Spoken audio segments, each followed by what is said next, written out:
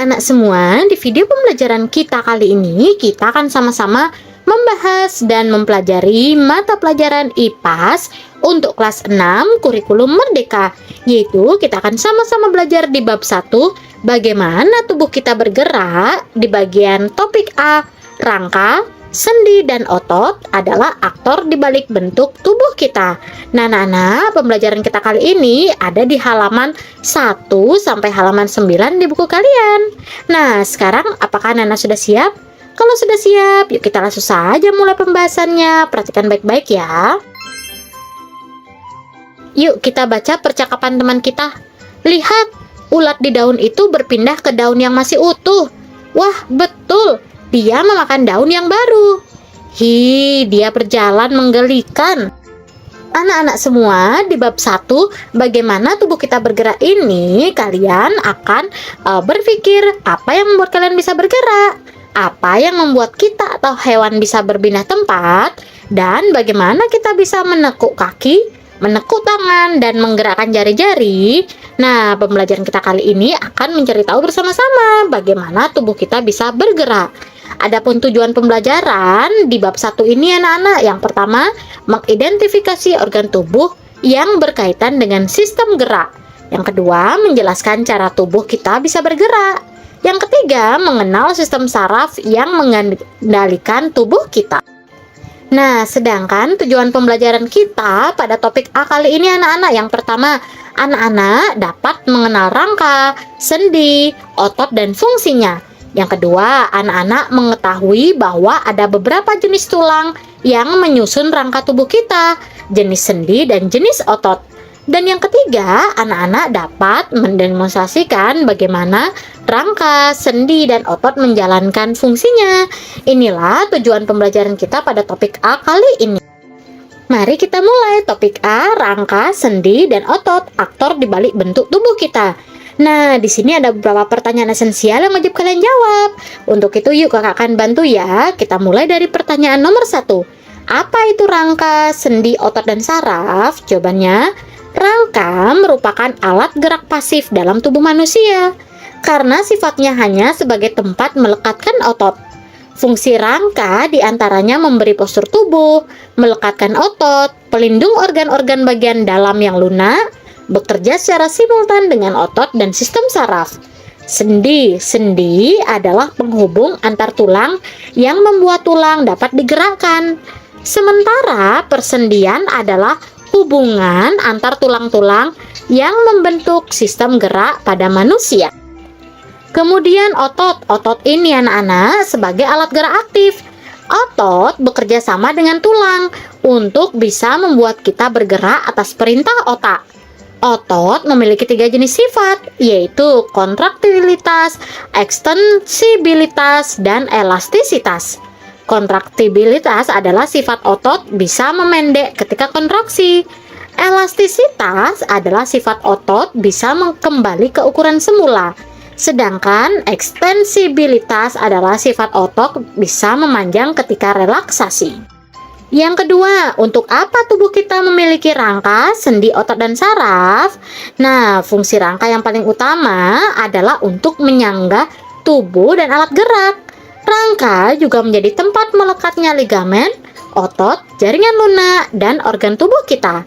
Tanpa rangka anak-anak, tubuh kita tidak bisa berdiri tegap.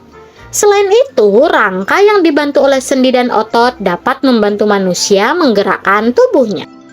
Yang ketiga, bagaimana rangka, sendi, otot, dan saraf membantu kita bergerak. Nah, anak-anak, saat kita menggerakkan tubuh secara sadar, misalnya saat berlari, maka otak akan memerintahkan organ gerak kita untuk bergerak. Maka dari itu, otak membutuhkan bantuan saraf sebagai penyalur pesan kepada otot. Otot tubuh kita akan menerima pesan itu dan segera melakukan apa yang diperintahkan otak dengan melakukan gerakan kontraksi dan relaksasi. Akibat dari aktifnya otot, tulang ikut bergerak sesuai dengan tugas. Dan peran sendi adalah membuat antar tulang dapat digerakkan.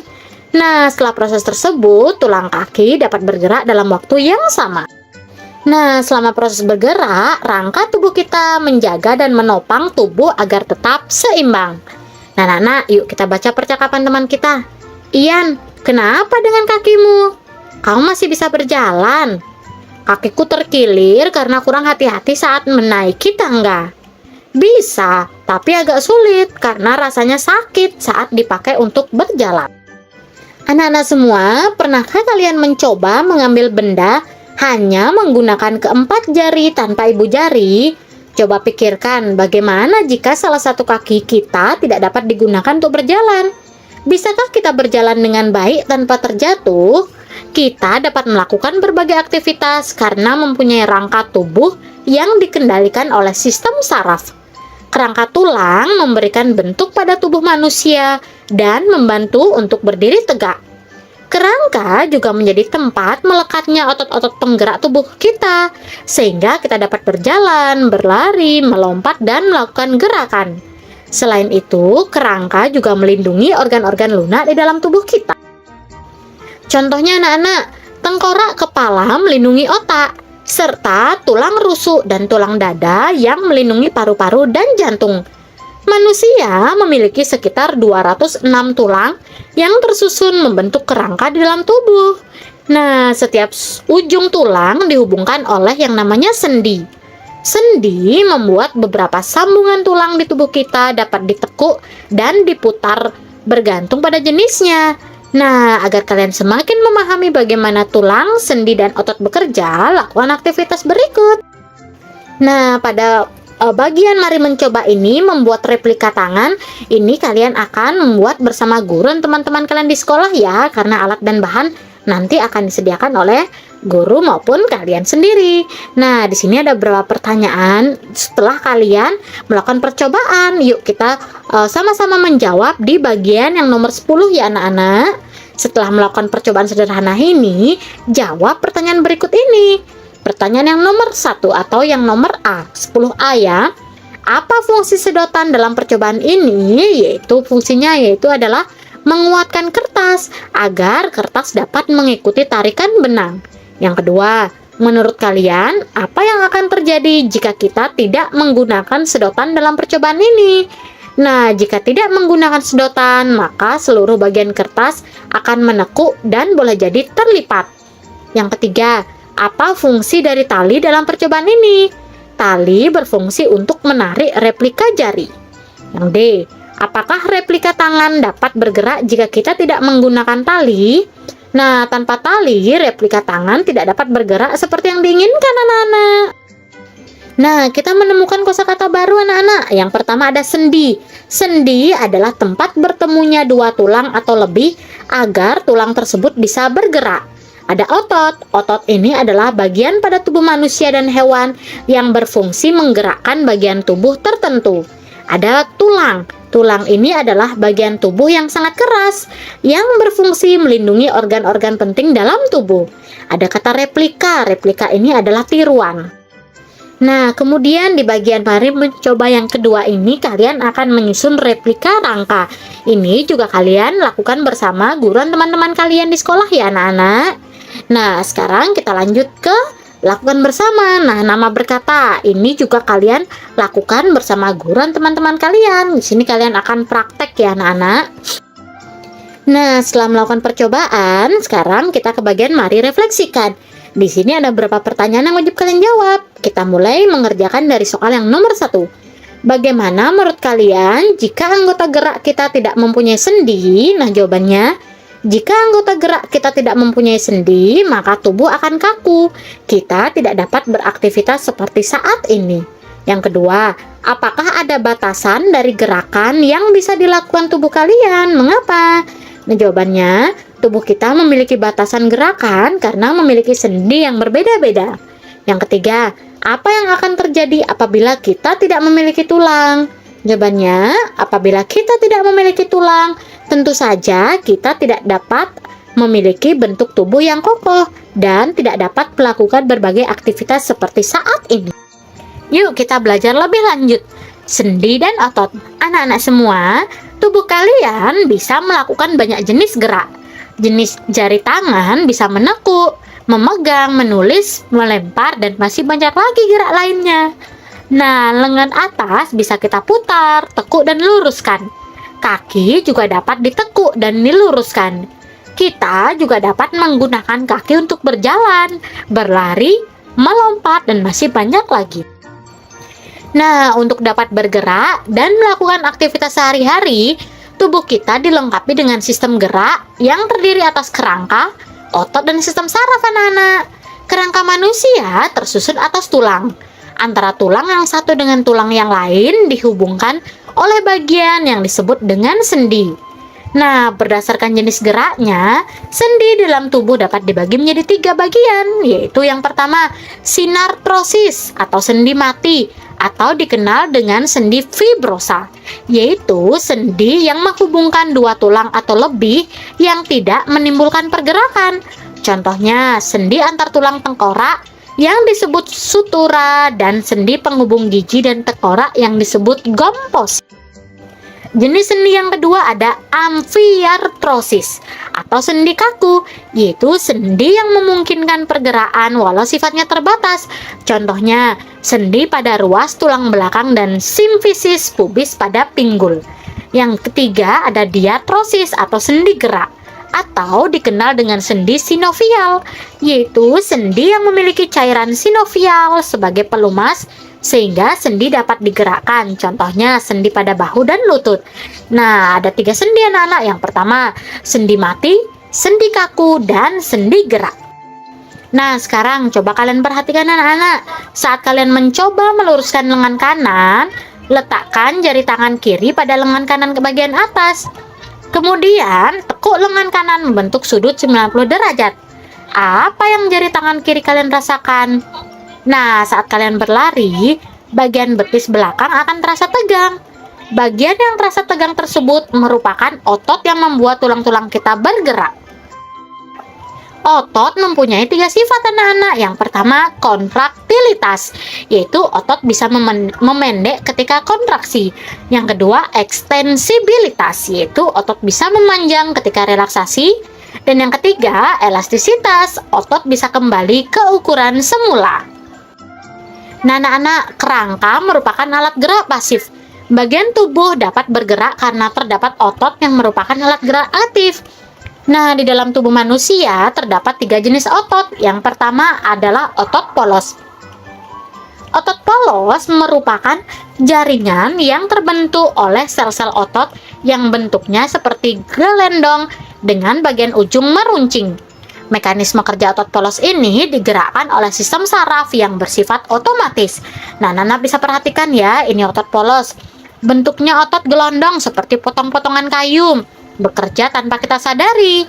Terdapat pada saluran pencernaan, pembuluh darah, maupun saluran pernapasan.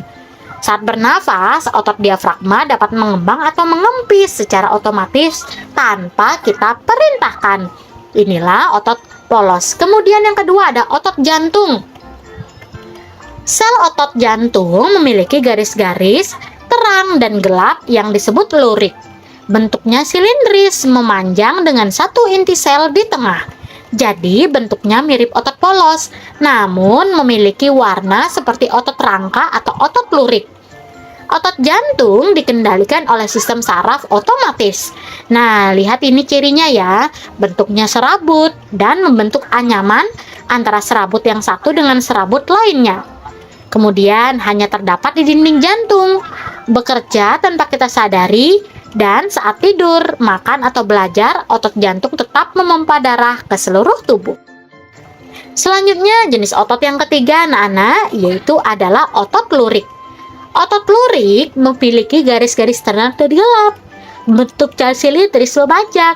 Otot ini bekerja atas kesadaran otak. Otot lurik anak-anak, lihat ya, bentuknya serabut seperti serabut kabel. Sering digunakan saat kita beraktivitas sehari-hari, menempel pada rangka dan dapat dikendalikan secara sadar. Saat kita mengangkat benda, otot ini akan berkontraksi dan membuat kita mampu mengangkat benda. Saat mengunyah, otot rangka pada bagian rahang akan berkontraksi dan menyebabkan rahang bergerak. Begitu halnya ketika kita sedang buang air besar. Nah, anak-anak, gerak kita bisa lentur karena adanya sendi. Coba kalian bayangkan jika jari-jari tangan dan kaki tidak mempunyai sendi. Dapatkah tubuh berjalan dengan lentur? akankah tangan dapat menggerakkan dengan baik atau menggenggam dengan baik? Nah, tanpa adanya sendi, badan akan kaku dan tidak bisa digerakkan dengan mudah.